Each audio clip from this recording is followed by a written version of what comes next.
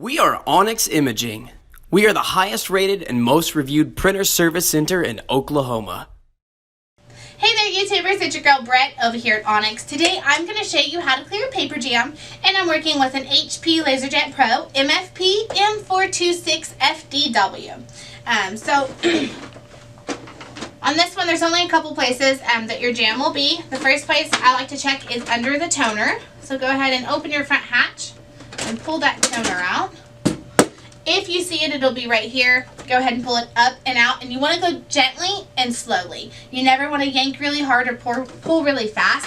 You can tear some pieces of paper off inside or damage a sensor. Both of those will result in more jams. The next place that I like to check is the back. You'll just open this right here. This one's one of the easiest ones to get. Just pull it up and out. Make sure to go slow and gently. And last but not least, this little thing lifts up a little bit. So if your jam is here, you can lift this up and pull it up and out this way.